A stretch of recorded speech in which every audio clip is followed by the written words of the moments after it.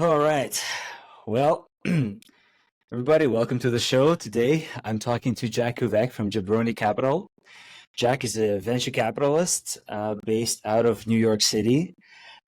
He has invested in a number of groundbreaking startups, and he's going to talk to us about what it takes to raise funding, how you should approach venture capitalists, and everything that's happening in Silicon Valley, what you should know about artificial intelligence, and so on. Jack, let's do this. Welcome to the show. I appreciate it. It's Krill. It's great to have you here. To be honest, there's been a lot of I think the problem in tech is there's a lot of fakers. You get like the Mark Andreessens of the world, you get the Kiefer Blahs, people who haven't really done much and don't have the credibility behind their name to be truly capital deploying experts. And I'm just glad someone like you is finally platforming an expert like me. So I really do appreciate it. Thank you for the time. All right. So to start, tell us a little bit about your venture firm, how you got here, what inspired you to become venture capitalist, how much Bitcoin you had to sell. Yeah, it's a great question. So, the origin story is quite interesting. I think a lot of people, it's a little unique. It's kind of like an untethered, feathered path that I went on. So about 5 or 6 years ago, I was speaking to my father. We were in France, and he had spent some time in finance, working with in banks and hedge funds. He's got a relatively small private equity firm called Tiger Global, and he was talking about the disenfranchised founders out there, and I was just, I felt like there's someone needed to step up and do something. So I had a couple of years of internship experience under my belt. And so launching out of Stanford, again, not a lot of people there were really pursuing careers in venture capital at the time. This was about 3 years ago. So, pretty groundbreaking stuff and timing. So I went out, I made a couple phone calls. It took about 2 or 3 weeks of really grinding it out. But ultimately, I was able to raise $480 million for my first fund.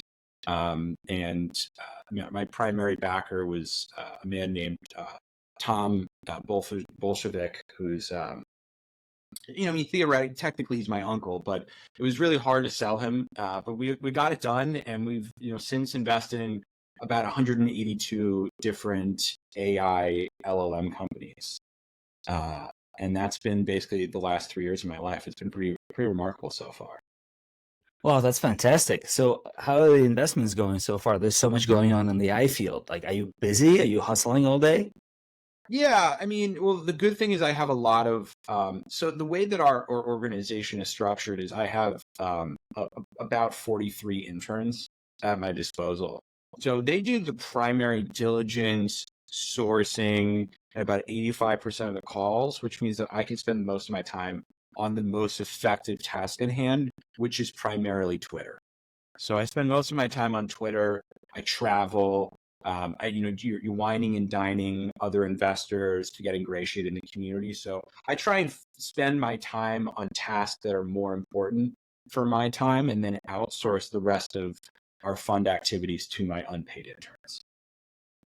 Well, that sounds just like the right way to do it. I mean, you gotta meet people, right? How are you gonna find the deals if you don't meet people? And has Twitter been a good source of new deals for you so far? Well, I actually don't allow anyone to DM me or actually write me emails. So it's you can get in touch with me despite me being largely unavailable via any electronic forums, email, Twitter, LinkedIn. So if you can get in touch with me without using those channels, that's how you really get Jabroni Capital interested. So I like to make it a little bit more challenging.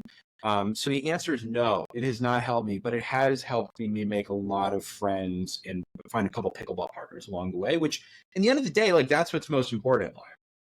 I mean, it sounds like pickleball is a great place to meet other founders, right? Because, I mean, during the day, you go to the gym. Most founders, to be honest, are working because they're poor. And so I find that when I most of my pickleball time is between 11 and 3 p.m., Mondays and Fridays. So most of the time, the people there, thankfully, are of a higher tax bracket, if I can put it that way. And so we don't get a lot of founders, thankfully, at those hours, which is ideal because then they just start asking you some bullshit about like your fund and stuff. And, I don't want to have to get into it. And quite frankly, they're just, they can't they can't go on the kind of vacations and trips. We just don't have that much in common. Like they've never been to the Riviera. They don't spend time in Dubai. Like they're not flying private to LA. So like, I don't really want to associate with those guys. You know what I mean? Yeah, that's really unfortunate. I mean, if you haven't not been to Dubai, you should try your best, right? And if you haven't been able to, are you even a real founder? But Yeah, I just like these people with 2,000 square foot and less apartments are just kind of gross. Like, how am I supposed to invest in you when you're living in basically a shoebox? So it's like I want to make sure that I'm talking to the right kind of people who have money, wealth, connections, because those are truly the people who are going to build the future. And they've been building the future since the beginning of time. So like, my recommendation is if you get into venture capital, just make sure you don't invest a lot of time in anyone who has a net worth less than 15 to $20 million. And even then, it's like, is that even real money? Like, I don't even know. right, if you don't have money, how are you going to go and get the money, right? That's virtually impossible. So what's the point? No one's going to take you seriously. Come on. Well, tell me about your interns slash associates. Founders would tell you that you should really never talk to associates because that's never going to lead to anything. Right. But what about your firm? Does it actually work? The trick. You just call them all partners. So you call them all partners and you tell everyone that, hey, you're going to meet my partner today. And so when they come in, and what I'll often do is I'll have them like, draw on beards and like use filters to age themselves and look older. And so you can kind of like skip that whole process of people being like, hey, I want to talk to your associates by just lying to the founders as much as humanly possible. And in the reality, like, lying is the most important part of your job when you are a venture capitalist. Like people are going to ask you like, hey, give me feedback on why to invest in your company. And it's like, I don't know, you were ugly, but like instead I'm going to tell you like, I didn't really think your tan was down. No, it's you're gross. I'm disgusted by your presence. But it's important to not say that and then just to lie. So it's like if you can't lie to founders, like, you're never going to be able to compete with someone like me because I will say anything to get out of any situation. I sold my soul to the devil years ago. Sounds like you're very good at your job. So tell me more about those 183 AI companies you've invested in the last 3 months. Well, I should say 3 of those were Web3 companies. They were token sales, which are great. I'm in particular, our thesis is twofold. We back the cutting edge of AI, and then we invest in Web3 tokens that are immediately liquid and then dump those proceeds onto retail investors, which is great because it offsets all the losses. Of those 183 companies, unfortunately, about 150 of them are currently defunct. They swung for the fences and they didn't make it. But the good news is those 3 Web3 companies, those token sales that I got in on, I mean, we literally pumped and dumped those so fast that we made a killing, and that basically covered all the losses on the AI investments. So a core part of our thesis is diversification. And we use crypto as a way to offset our losses in AI, which in full transparent, we haven't exactly had a winner yet, but these things take time. And just because 3/4 of them are already bankrupt in the first year doesn't mean we're not going to have we just need one to pay off our firm. So I've got hope is what I'm trying to get at here. Yeah, that's fantastic. But with the crypto companies, on the rise again, does it mean you have to spend a lot of your time in Miami and hanging out with the crowd over there? And how's that going? Is that, for a while it was really hot, but is it growing still, or are people moving back to San Francisco? What's going on? Yeah, the problem with Miami and crypto people is like they're like the new rich, Like I think what everyone doesn't what people fail to understand is like just because you have money doesn't mean you have class. You didn't grow up in Greenwich, you're not familiar with yacht clubs, you probably have never rowed on a rowing team, like you probably don't even know what Saugatuck is. So to be perfectly honest, like these are unclassy rich people. And so, I know how to play nice. I compliment a watch here to a Nautilus. They're here for some fucking crypto degenerate. But the reality is, they're a new rich and not to be respected, but they are to be used So, I do a quarterly trip down to Miami. I suffer through it. It's hard, but, after it, I fly to Napa to decompress for a few weeks and I go offline. But, you do have to spend a significant time in Miami. But I will say, my friends in Dubai, the sheiks and my buddies in Saudi Arabia, now those are some classy motherfuckers. All right, they've had wealth forever. They know money like no one else. They understand good policies. Their women are very quiet, which is nice. And I'm gonna be honest, like I'll skip a trip to Miami to go to Dubai any day of the week. That's where the real money is. And they've got crypto money, they've got oil money, they've got mineral money. They've got some money from, war crimes, which, to each their own, but these are foundational things. This is how true wealth is built, and this is where class originated. So, it's just important to stick to your roots, if you know what I'm saying. Makes total sense. So tell me, founders come to you to raise money for their next AI startup. What should they do to make sure they stand out from the other 2,000 people that are going to be beating down your door?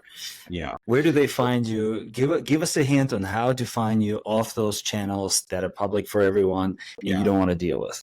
Yeah, to go back to, you actually just alluded to it. It's to literally beat down my door. I have a 4-inch thick steel door at my office, and if you are literally able to physically force your way through, there is a term sheet waiting on a table in the middle of the room. So to be honest, it's just like make people go through physically challenging and demanding tasks, exhaust all of their faculties and resources, and at the end of it, fund them. And that's pretty much the only decision-making criteria I need. Is if you can make it through the steel door into my office, you get money. But you probably won't be able to find it. So you find it first, break in, term sheet, we're in business. That sounds doable. But now tell me, I can see you have a Stanford hat on you over there. So is that where you went to school? And if so, how much more leeway do the Stanford kids get when they come into your office versus all the other riffraff? Listen, I don't discriminate. It just so happens that 182 of the 183 people I backed have been from Stanford. And that is a pure coincidence. I get a lot of claims saying that I'm biased. That is absolute poppycock, okay? These are the founders who beat down my door, and they just deserved it better than everyone else, all right? Sure, we were on the rowing team together. Yes, we might have been in the same fraternity, but that had nothing to do with it. It was just pure coincidence. They had some great businesses. They were bleeding edge. They were some of the smartest people in the AI field for their age, which, okay, yes, most of them are 23, but these are the brightest minds of our generation. Everyone who says, oh, the 40-year-old AI expert who's been working in DeepMind at Google for the last 10 years, he's an expert. Bullshit. All right. My buddies who are in the Stanford lab and at, Jonesy, Brad, Theo, these guys, I'm telling you, they're the brightest minds of this generation. I will not have this slander. Okay. I want to come out once and for all right now and tell you they went to Stanford. It was we may have overlapped while I was there, but it had nothing to do with my decision to invest in their company. Makes perfect sense. But tell me more about this. So you get into a lot of fights on Twitter. How does that start? What do you think about the Twitter people who engage in fights with you? Why do they bother you all the time? If you're such an amazing investor, why can't they just be nice? Okay, well, here's the thing. It was the main fight. You're probably thinking Keith Rabaugh tried to hook up with me at a nightclub in Miami. Okay, I wasn't into it. I don't swing that way. Respect his choices, but he started going off about Open Door. I said it's kind of a fake company anyway. I'm more of a Zillow guy. We got into a little bit of an altercation. He called me a fake investor. I threatened to kill him with a warhead using my buddies in Saudi Arabia. And then, I get in trouble. I'm the bad guy. He came at me. All right. And so I'm going to be perfectly honest. If you're not making verbal and physical and, threats of destroying people's family with nuclear weaponry, I'm going to be honest. That's very beta. So I'm just too much of an alpha that people got mad at me. And it's not my fault. So Keith, I'm ready to throw hands whenever you are, buddy. All right. You're barely an investor. No one even knows what Founder Fund is. All right. And, those allegations from a couple years ago, none of us are paying attention to those. You don't hear me getting in trouble. I've gone on record, I said it before, you'll never find me assaulting a young lady at a club because I only fuck milfs. So, you're never going to find me on Epstein's Island. Just Lane wouldn't fuck me. So, Well, lucky you. some would say, but in other words, it still hurt. I tried. Met her at the Met Gala a couple years ago, and she wasn't into it. And to be honest, I wrote them off ever since then. So I dodged a bullet there, but it still hurt. I'm looking for love. Open to the open door, it wouldn't hurt so much. Maybe. Well, let's take a step back and think of startups and their future in general, where Silicon Valley is going. With the elections coming up and things like that. What do you think of our macro environment? Are we in crisis? And if so, what should we do about it? Where do you see your firm in 5 years? So, what I think is what's really promising with the future. So I'm obviously, I think we will have the first president who runs the country from jail, which I think, to be honest, everyone's thinking is a negative, but I think this is a tremendous opportunity to bridge gaps. We think very poorly of a lot of felons in this country. So if you think about it, if we have a president who is a felon and he's running the country from a jail cell, like, what's more woke than that? I mean, that's as good as it gets. So to be honest, I remain really optimistic. I think, I've penned a couple policies to the Biden and the Trump administrations as, recommendations. I think, we should really disband the EPA. We should allow corporations to sponsor natural disasters. And then just think about that. Katrina, brought to you by Coca-Cola. That's an opportunity right there. Huge press. There's a lot of different ways that we can capitalize on the changing climate, the different, proxy wars happening around the country. And we can use these as opportunities to strengthen our economic situation here in the States and increase GDP. Because at the end of the day, it's not about, people float around these things like, oh, quality of life, make things better for people. What it really comes down to is making more money. All right? Quality of life doesn't really matter if you're poor. So, my belief is that as we invest more in our economic future and find ways to suck up money from every single, possible means, the world is only going to get better. So, I remain optimistic in the future. I'm hoping that, as America begins to crumble and, begins to break down into a feudal state, Jabroni Capital will have the means and resources to buy up, I'd like to buy up, if I could buy up a quarter of Georgia and Louisiana, that would be nice, and start, Jabroni Nation and have different power factions running all of these feudal states around the country. And, to some people that sounds like a bad thing, but, to people like me, it sounds pretty fun. Well, I just hope I can be part of the Jabroni Nation when we get there. We'll fortify the whole place, make sure only certain people are allowed inside. Put it in someplace nice, sunny, warm, not too hot, plenty of water, not Arizona, those people can drown in the dirt. Yeah. I think we implement a very fair and clear caste system, so people know who is hierarchical in society. I think we have this whole democracy thing going on in the States, and to be honest, what its problem is, everyone wants to know who's a loser and who's a winner. And so in our state, in this feudal lord system, it would be very clear to everyone where you stand in social society. And so, for my earliest supporters in my inner circle, I'll just say things are going to be good. So get in with me now. Otherwise, you'll pay the price in the future. So, outside of beating down your door, where do people start looking for you so they can have a chance at finally meeting you in person? Don't look for me. I don't want to be found. I like to think of myself like an omniscient God, that, I'm great. You should be grateful that you're even aware of my existence, but I don't want to hear from you, and don't get in touch. So that's rule number one. But if you truly wish to find me, you'll know how. Carrier pigeons, smoke signals, go to the French Riviera and hold up a really large sign, buy a boat. I love boats. If you park a nice boat in Venice around July 15th or so, I'm probably going to ask to come on the boat. It's a good way to find me. But if you don't have a boat, you're not, I don't know what to tell you. You gotta do, if you want to attract me and court me, think of the things that I like.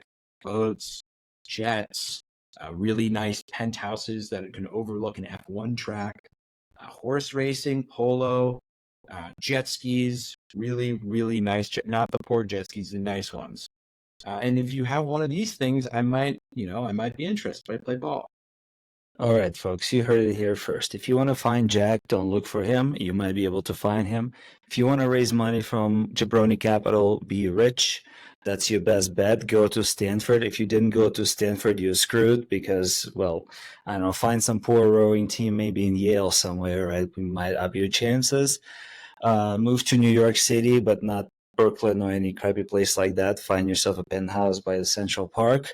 You might find Jack walking his butler around the front yard. And otherwise, probably don't even try to raise money because you probably have no chances. Just have money. Have money. I don't understand why this is so hard for people. Have money. What's so complicated about this? Jesus Christ. Outrageous. All right, buddy. I cannot keep this charade without laughing my ass off for another 5 minutes. You're fantastic. Now, let's switch from Jabroni Capital to Jabroni Capital and talk about you, the real you. Sure. I was not kidding when we started this that I think you should go to a comedy club in New York and just put on a scene. Because, the last 20 minutes of you pretending or being the venture capital, it's really hard to say which one is real, which one is not, right? It's been just fantastic. I think when people hear this for a while, like they do on your Twitter, they won't even know if you're actually being a venture capital or you're a comedian. But let's switch the hats. Do you have a Stanford switch to like community college or something? I have a LimeWire hat. That's the best I got. I don't know where it came from. So now tell me, you're so good at this. Is this natural? Do you practice? Right? Like, is that because you've spent months on Twitter pretending to be venture capital? It just comes so natural to you now? Well, I always did. So I have an identical twin brother, and the first 18 years of our life was basically just one constant bit. We would just always assume characters and then make things up, riff. We'd be like, fuck you, Cletus, you fuck my wife. And then it would just like spawn off for like it would go on for hours. And then the bit would end and then we'd never mention it ever again. And so I think like doing like improv and bits and characters and stuff was like, that's always been like my favorite way to spend time. My favorite people, like every once a year I'll meet someone who doesn't say anything serious. And then it's like a tornado, like a cyclone, where we'll spend 4 or 5 hours talking and we'll learn nothing about one another because everything will be made up. And it'll just like, that's my favorite way to spend time. Is I don't like saying anything serious. I just like to bullshit because it's way more fun. And then, I know a fair amount about venture capital and tech. So then it becomes really easy. Then I'm just like riffing about stuff that I already know a fair amount about, and then just trying to be absurd. And being absurd is like, I just love absurdist comedy. It's like my favorite form, and I will be as absurd as possible, which a lot of people don't like. It certainly has offended people. But yeah, I just like to be as absurd. I think the world is insane. Life is fucking crazy. This industry is so fucking stupid and ironic in like every conceivable possible way that taking it to an extreme and being absurd is kind of funny because it's already really absurd. Like the idea that people go on vacation for months every year in the French Riviera and are like that no deals get done in July and August because people are actually on vacation. And then in September, things start up again, but then they go to Burning Man. And all of them, like if you talk to VCs, people will be like, oh, don't raise money in September. We're all going to be in Burning Man. Or VC is like, I didn't want to go to Burning Man, but I had to this year because like it's a business write-off. And then it's like, that's the starting point, which is already absurd. So it's just like, you can take it so far. It gets so crazy so quickly. Yeah. I mean, I'd like to think that not everyone is like that those are most stories, that if you take 100 VCs, those are the 5 people outliers. By the way, I'm not sure if we're going to get in trouble for the Keith bit in your, but it's comedy, right? It's allowed. I mean, uh, it's just you mentioned Keith, like he was loud on Twitter for a while, and then it Yes. kind of subsided, right? And it goes through waves. And I think you talked about on the other podcast how it's like most of these people are probably actually decent human beings, right? They just get caught up in what everybody else is doing, and then they feel the need of maintaining appearances. Just like the founders, if you want to raise money, you have to change your persona and go be somebody else for a while. Because one of my friends raised over $100 million for his company. And I was talking to him, and he's an older founder. And he's like, look, VCs just like to be lied to. Yes. Right. And he was just straight up about it. Like, that's what it is, right? For the time you go raise money, you put on a different hat. You say what they want to hear, you get the money, you get out, then you go build your company. Yeah. But it is kind of silly, right? Because it's like, why are we all playing theater where everybody can just calm down a couple notches and just like talk like normal human beings? That's the really strange thing about the Valley. But yeah, into your question about like comment of like, I hope people aren't really like this. I think the reality is,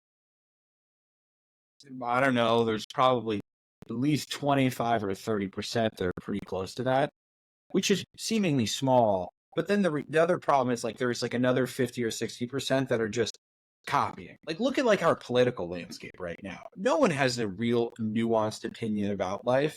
They just adopt like they're fully Republican or fully Democrat. If anyone is like fully believes one party, I immediately discredit them because like you're not thinking, you're just adopting what this other group is doing because it's comfortable and you're surviving, which is you can apply that same thing to VC, which is everyone's matching all these patterns because that's how you survive in the in-group.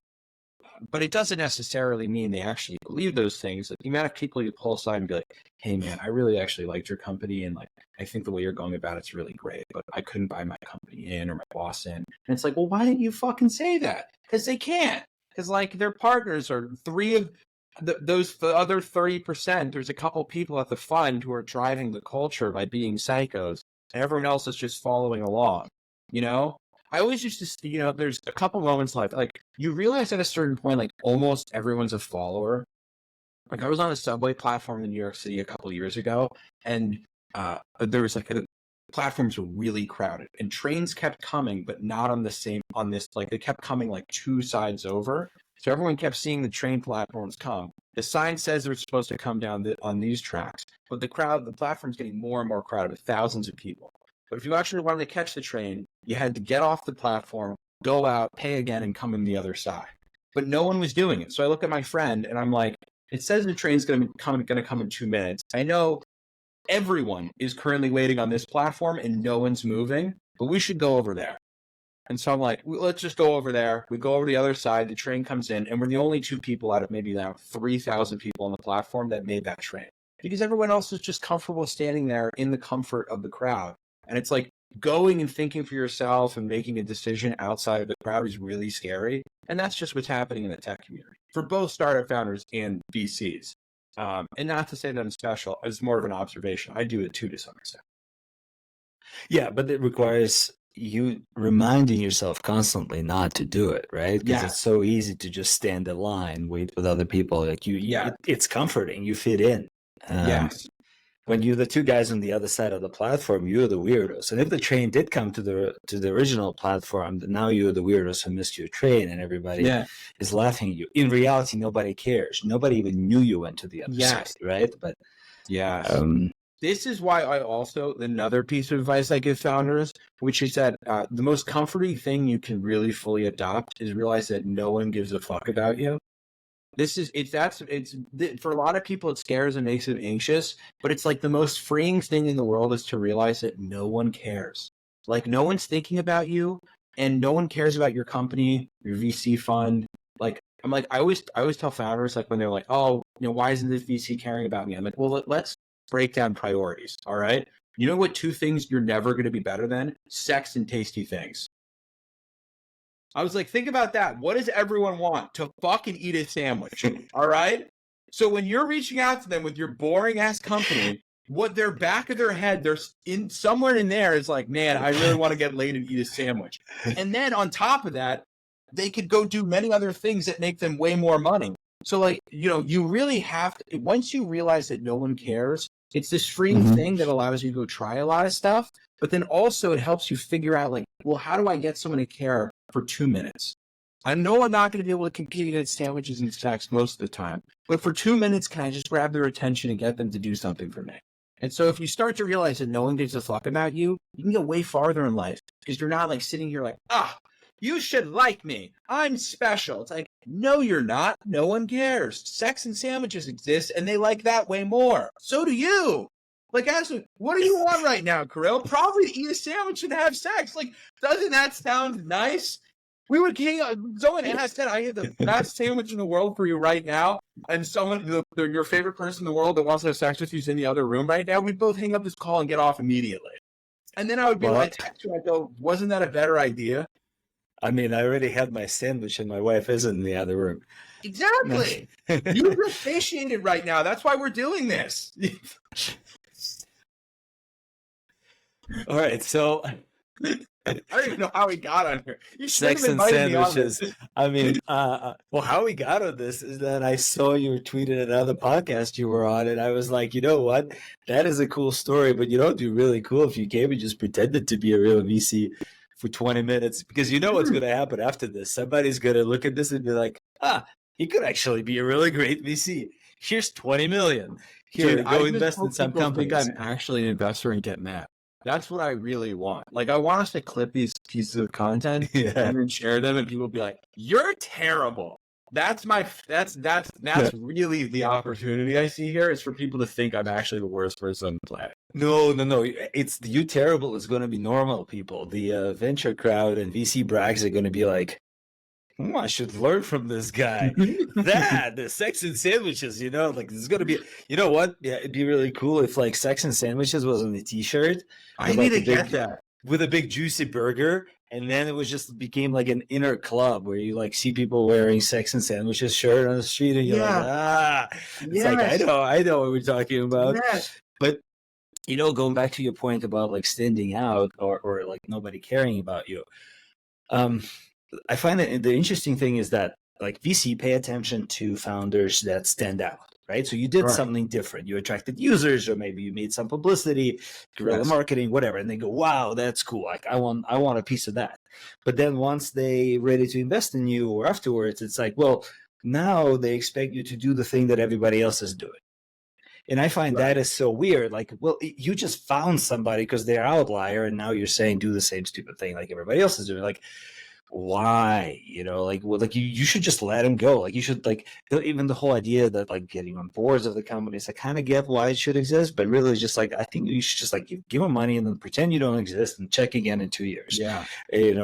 Because like if they were doing something, don't screw it up. Yeah. It's like, I've got 2 kids. I mean, you're younger than me, but like the best thing you can do is kind of like give them toys they can play with, give them books, maybe some direction, and then just step back and be like, okay, you do you. And then occasionally you pitch in and help them along. But it's such a weird thing where I think like that doesn't happen as much. And, because once money's involved, everyone's like, oh, I should tell you what to do. It's like, no, you really should. I was sitting down with a new friend the other day, and she was like, and she's raised a lot of money for funds, and she specifically is great at raising. She helps raise LP money for emerging fund managers. And anyway, she was like, "What would your thesis be if you had a fund?" She said, "Most people, the reason they don't raise funds is they're really bad thesis. Like, what would yours be?" And I look at her and I was like, "I like you, and here's $1 million." I was like, I literally, that's the reason I can't be a VC, is my thesis would be like, he seems pretty dope. I like the way his brain works. I'm just going to give him $2 million and then fuck off. That's literally my strategy. The whole like, here's my model of like, whoa. I'm like, what? I'm like, I don't know. That guy seems like he's going to figure stuff out. Just give him money. And then I would not pay attention at all. And you could be like, it lit it all on fire the next day. I'd be like, yeah, whatever.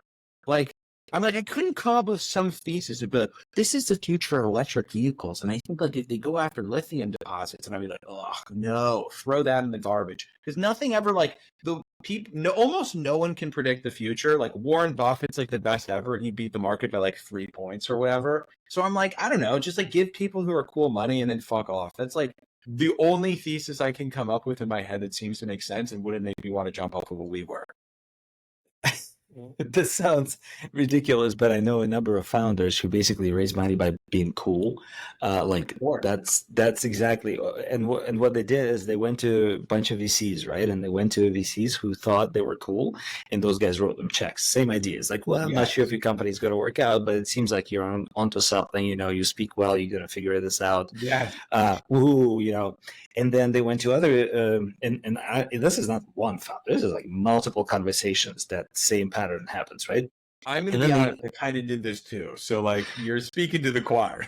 And then the funny thing is then they went to the VCs who were like started asking smart questions like, oh, well, what happens if this changes in the future, right? Like, what about your competitors? What about this problem with your company?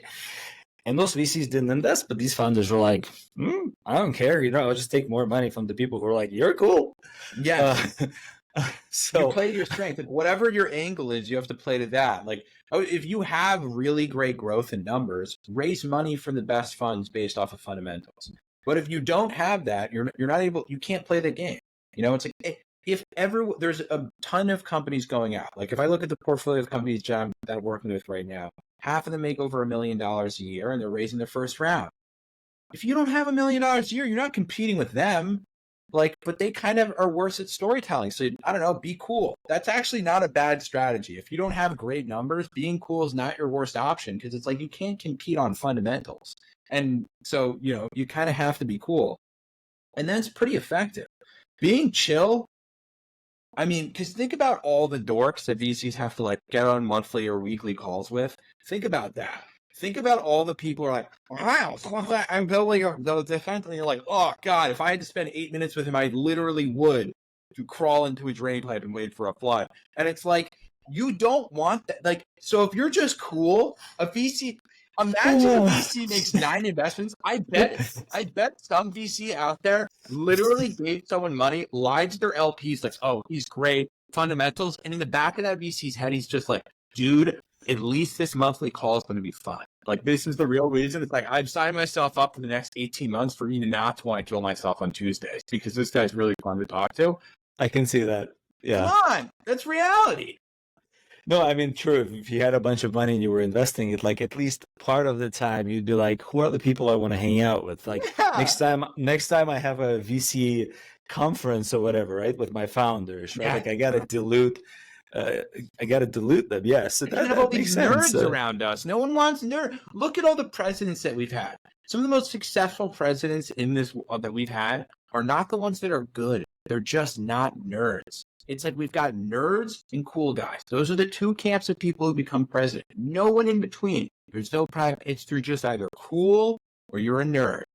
And I'm going to be honest, cool guys almost always beat the nerds because people are like, yeah, well, I'd rather just like look at JFK instead of Nixon. The Nixon's like, you're my policy, man. And everyone's like, ugh, gross old dork. Handsome, blue-eyed Chad. We like him. Let's vote for him. We like that guy. Yep. Sadly, right? Sadly true. But somehow I mean, or you just embrace that that's how the world works and you figure out how to put yourself in the right position in that hierarchy, right? And win with whatever you got. You know, many years ago, Dave McClure, he was an investor in my first company, and he said, well, play to your strengths, right? If you're raising money, like, yeah, he was even more open than that. He was like, look, if you're gay, go raise from gay guys, right? Like, like whatever it is, right? But like, if that can create a connection, go do that. So that's the same thing. People who fight reality always lose. Like, this is no one, like, the reality of like I've worked with a bunch of like, I remember I was working with a Ukrainian founder and I was like, you know what you should do? Every single Ukrainian like immigrant who now has a company in the States, like, you know, the Cloudflare guy, there's a bunch of them. I was like, go after them. You speak Ukrainian, you know, that's nice. Still, they're more likely to help you. You know, it's just reality. So it's like whatever your cards are, like I'm an identical twin. I've reached out to people who are identical twins and got on the phone with them because we're like, yo, bro, I'm an identical twin. It's like one of the most niche things you could do, but that works. So it's like whatever your strength, to your point, whatever your cards are, play them. People who are fight, I have a couple friends who just fight their cards. They're constantly fighting the hand that they were dealt, and they're getting nowhere because they can't, like, you need to acquire leverage, and you can change your cards over time, but you can only change your cards by playing the ones that you have. You know, that's just how the game is played. So is that what you do when you advise the founders now on how to raise money? Is that kind of like your main focus for the next little while? Yeah, that's always something I tell people, and I always advise people. I'm like, let's think of what best positioning you have. Like, how can we get people to care or respond to what you're doing with whatever your cards are? That is certainly the fundraising coaching stuff that I'm doing. It's kind of a means to the end because, like, as I'm building up this content business, I needed something that was like monetizable, and like think the audience that I have are mostly founders, so it's something I can sell to them. So I don't need like 200,000 newsletter subscribers to make money. I can have a couple thousand and still make pretty decent money and be able to pay my bills. But as I continue to figure out more and more about, maybe this goes viral, Keith Woodball starts a fight with me, and I get 50,000 newsletter subscribers, I'll definitely focus less time on coaching and more time on content because I find that more fun. And it's more authentic to me. But this is something that like allows me to stay in the game, and I get really great stories. Like I get to like watch people go through it. Founders call me and be like, all right, A16 is out, but CRV is in. And I got 3 other term sheets today. And now, these 2 companies are buying me. I'm like, ooh, this is juicy. I get to talk about this. Is going to be great content for the newsletter. So it's like almost like generating like ideas and premises for the content, but it's something that I will probably slowly shift away focus from. But for right now, it's like at least 50 or 60% of my time goes to coaching. Would you actually want to be a venture capitalist? No. A resounding no. Why not? Unless I could immediately raise over $100 million, you need to be rich first to be a venture capitalist if you have less than $100 million. Even then, you don't even make that much money. Like you could potentially make money in 10 years, right? But like, I want to have a family sometime probably in the next decade. I have to start, I won't really acquire many resources. If I raise a $20 million fund, what am I making? Like $40,000 a year after all expenses are done? Like literally, it's like almost nothing. And then you have to source all these companies. And then I still want to try and write newsletters. And now I want to make video content. It's like, what's the stuff that you really want to spend your time on? And for me, I'd rather invest more time in like the fun stuff, the content, whatever. And then maybe someday, if I could just like raise $100 million fund, I might do that because then it's enough money to like justify my time. But it's enough time. But like again, if I really was passionate about this, it would be great. I would go raise it right now. But I'm not that. I'm kind of indifferent to it, and so it's like, raise a $20 million fund and then be signed up to manage those people's money, and not like I'd have to. If you really want to do it, great path. But I don't really want to do that, so I'm like, not really. I wonder if what makes your newsletter and Twitter, Jabroni Capital, so much fun is that you don't actually care that much. And therefore, it's easy to approach it with humor, right? You're not trying to maintain your LPs and do all this VC stuff. That's exactly right. Like a lot of people I'm talking to are like, I don't know, I deal with like these giant LPs all day long. Like, I might want to say something, but like if I want to raise a fund, I'll be fucked. And I'm like, my competitive advantage is these people write me off forever, I'll go like start a gravel business, right? Like I literally like a year ago, I was so fed up with tech. I was like, I'll just go buy a blinds company and then start like a mini PE shop and just like own a bunch of real businesses because tech is so exhausting and there's no fun. So I was like, unless there's levity in this, I don't want to stay. But now I have levity, so I'm staying. But like, I think that is my advantage is that I don't care what my outcome is in tech. Like if everyone woke up and hated me, I'd be like, nah, okay. Like so what? I'll go do something else. Well, you mentioned somewhere that the best combination is when 30% hate you and 70% love you. Then it creates a Yeah. really nice engagement online. It's the best. When 30% of people think you're serious, that is when, and then other 70% are in on it, then it creates this magic spark where you have extra virality. So I've been going like, I pushed the Overton window a little bit too much and have been like too clearly satire, like too clearly joking. Now I need to get back to my roots of like enough people thinking I'm serious that they get really mad. That's when I have the most reach.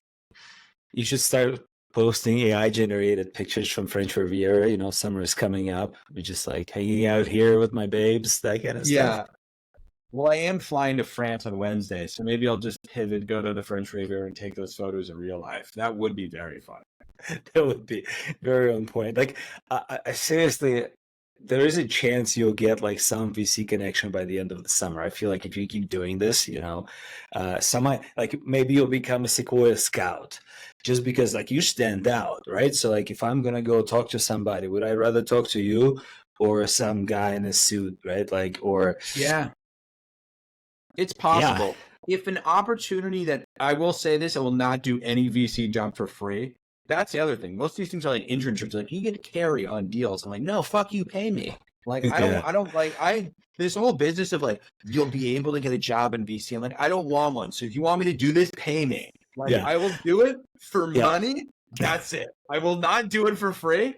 But yeah, if people want me to do that, I think it would be fun to do. I have tons of deal flow. I've talked to a lot of founders. I see a lot of deals. Um, but I'm thankfully in a position where I'm like, I don't feel the need to like suck up. So if you want Yeah. me to do it, pay me. If you don't, that's also fine. No, I think it's hugely important, you know, to all the founders listening, because one of the things I'm doing now is like I run this co-working space called Breakworks in Right. Colorado.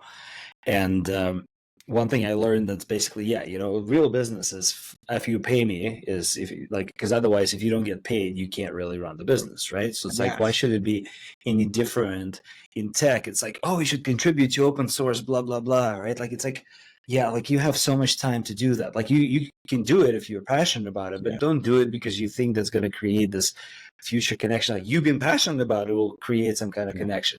You just doing free work ain't going to do anything for you, right? Like Yeah. just reach out to people and ask them if they need that, and if they need that, ask them to get paid for it. But like the Yeah. whole like do stuff for free is sort of short-sighted. Obviously great for people who are already Yeah. rich, but Founders want me to do stuff for free so often.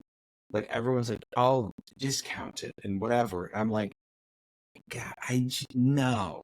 I'm like, I did so much for free for so long. I'm now at the yeah, point where I'm like, well, I also now I have like I have a business partner. I have to pay him. So I'm like, I'm like, you know, every dollar I make from you, I have to pay someone else and me and rent. And then reality is like, for me, this is a job. Like you know, which if you don't want to pay me, that's fine. I love you. I'll send you some free stuff and resources or whatever. But like, you know, I'm not going to do it for $100 an hour anymore. I'm like, I need to get paid. Like it's the unit economics have to make sense for this to be a business. Otherwise, you know, what am I even doing here? So yeah, I well, get it. Well, let's wrap this up. But tell me one advice you're gonna give to all the founders. What would it be? Like, what do you want people to remember and take to heart and not sway away from? it's my favorite thing, a lesson that I learned in life the last couple of years is you can get away with lying to anyone but yourself. It's if you always know when you're lying, you can get away from it. I think my advantage is every time I've ever lied about something, I've been like, ooh, I lied to Kirill. But like that's fine because I know, and that means I can like course correct. But when you get to the point where you're deluding yourself, you're fucked. It will not at some point that's just going to destroy your life, and most importantly, it'll probably destroy your business. So just like be honest, at least internally about what's going on around you, because if you lie, you're never going to get anywhere.